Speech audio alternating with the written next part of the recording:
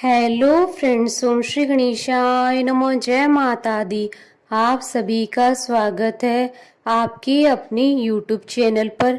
Friends, आज हम आपको इस वीडियो में बताने जा रहे हैं गुप्त नवरात्रि के चतुर्थ दिन पर चतुर्थ महाविद्या माता भुवनेश्वरी की उत्पत्ति की पौराणिक व्रत कथा और महत्व के बारे में, जिसको सुनने मात्र से ही मिलता है मान सम्मान, यश और होती है सुख समृद्धि और ऐश्वर्य की प्राप्ति। फ्रेंड्स, वीडियो शुरू करने से पहले आपसे रिक्वेस्ट है, अगर आप हमारे चैनल पर नए हैं और आपने अभी तक चैनल को सब्सक्राइब नहीं किया है तो प्लीज़ सब्सक्राइब कीजिएगा चैनल को, साथ ही प्रेस कीजिएगा बेल आइकन को, जिससे नए वीडियो से रिलेटेड नोटिफिकेशन आपको तुरंत प्राप्त हो सके। और वीडियो पसंद आने पर वीडियो को लाइक और शेयर जरूर कीजिएगा, ताकि सभी भक्तों को इस वीडियो का लाभ प्राप्त हो सके। और कमेंट बॉक्स में जय माता दी जरूर लिखिएगा। आज माँ आदि शक्ति के भुवनेश्वरी देवी स्वरूप की पूजा अर्चना की जाती है। माँ भुवनेश्वरी को यश और ऐश्वर्य की देवी कहा जाता है। इसी रूप में माँ ने त्रिदेवों को दर्शन दिए थे। माँ भुवनेश्वरी को 10 महाविद्याओं में से चौथा स्थान प्राप्त है। ऐसी पौराणिक मान्यता है कि माँ भुवनेश्वरी ही जगत में समस्त जीवों का पालन पोषण करती हैं, इसलिए माँ भुवनेश्वरी को जगत धात्री भी कहा गया है। उन्हें 14 भुवनों की स्वामिनी माना गया है। माँ भुवनेश्वरी को भगवान शिव की सखी के रूप में जाना जाता है। माँ भुवनेश्वरी का पूजन लाल रंग के पुष्प, नैवेद्य, सिंदूर, चंदन, कुमकुम, फल, रुद्राक्ष की माला इत्यादि से करना चाहिए। तत्पश्चात कथा का वाचन करना चाहिए। फ्रेंड्स, अब आइए प्रारंभ करें आदि शक्ति माँ भुवनेश्वरी के स्वरूप की पौराणिक कथा। पौराणिक कथा के अनुसार त्रिदेव भगवान ब्रह्मा, विष्णु और रुद्र के बीच जगत की संरचना प्रारंभ करने हेतु मंथन चल रहा था।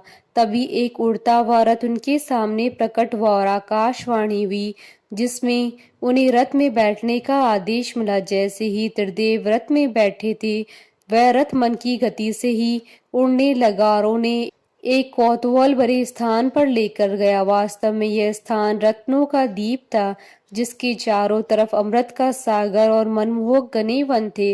जैसे ही त्रिदेव रथ से उतरे, वे स्त्री रूप में बदल गए। उन्होंने उस द्वीप को अच्छी तरह से मुआयना किया तो वहां उन्हें एक नगर मिला। उस नगर के चारों तरफ सुरक्षा की नौ पड़ती थी। वहीं नगर की सुरक्षा में उग्र स्वभाव के भैरव, क्षेत्रपाल, मातृका और दिक्पाल व्यस्त थे। जैसे ही वह शहर के अंदर गए, शहर का सौंदर्य विकास देखकर मंत्र मुग्ध हो गए। अंत में वे शहर के अंदर स्थित मुख्य राजमहल में पहुंचे, जिसका नाम चिंतामणि गृह था। इसकी सुरक्षा योगिनियां कर रही थी। यह नगर श्रीपुर था, माँ देवी भुवनेश्वरी की राजधानी, जो कि दरअसल मणिद्वीप की रानी भी थी।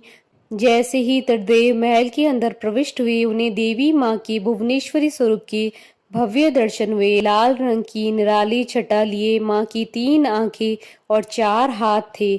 उन्होंने लाल रंग के आभूषण धारण किए हुए थे। उनके तन पर लाल चंदन का लेप लगा हुआ था और लाल कमल की माला पहन रखी थी।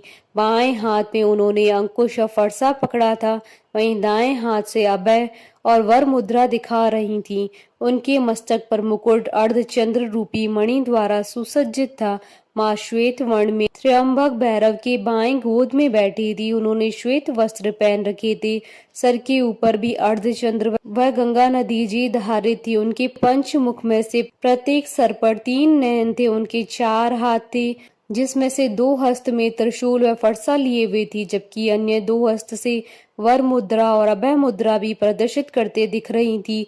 देवी भुवनेश्वरी और त्र्यंबक भैरव पंच प्रेत आसन पर आसीन थे। पंच प्रेतासन वह सिंहासन है जिसमें परम शिवा गद्दी के रूप में तथा 5 पैरों वाली जगह सदाशिव, ईश्वर, रुद्र, विष्णु और ब्रह्मा स्थापित है। इन सबकी सेवा में अनेक योगिनियां थीं। उनमें से कुछ पंखा झेल रही थी, कुछ कपूर डालकर पान के पत्ते समर्पित कर रही थी, कुछ नए शीशे पकड़े हुए थी, कुछ घी, शहद और नारियल पानी समर्पित कर रही थी। कुछ माँ के केशों का श्रृंगार करने के लिए तैयार दिख रही थी, वहीं कुछ माँ के मनोरंजन के लिए नृत्य और गायन में लिप्त थी। त्रिदेव ने वहां पर असंख्य ब्रह्मांड देखे, हर ब्रह्मांड में उनकी तरह ही त्रिदेव थे। यह सब उन्होंने माँ भुवनेश्वरी के पैरों के नाखून में देख लिया था। कुछ ब्रह्मांड की रचना ब्रह्मा जी कर रहे थे, कुछ विष्णु जी द्वारा पाले जा रहे थे, वहीं कुछ रुद्र देव द्वारा संहारित किए जा रहे थे। त्रयंबक ब्रह्म जी की इच्छा शक्ति द्वारा उत्पन्न माँ भुवनेश्वरी ने त्रयंबक के रूप में स्वरूप बनाए ब्रह्मा, विष्णु और रुद्र।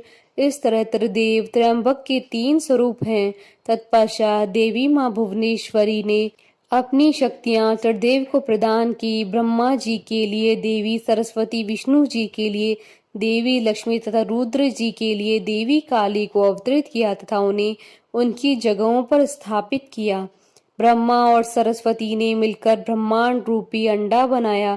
रुद्र और काली ने उसे तोड़ा, जिससे पंचतत्व उत्पन्न हुए। इसके बाद पंचतत्व का उपयोग कर ब्रह्मा और सरस्वती ने संपूर्ण ब्रह्मांड की रचना की तथा विष्णु और लक्ष्मी ने इसके पालन पोषण का हर कार्य किया। अंत में रुद्र और काली ने ब्रह्मांड की समाप्ति की ताकि सरस्वती और ब्रह्मा पुनर्रचना शुरू कर सकें। बोलिए जयकारा माँ माई सच्चे दरबार की जय। हमारे साथ इस वीडियो में अंत तक बने रहने के लिए आपका धन्यवाद। ओम श्री गणेशाय नमः। जय माता दी।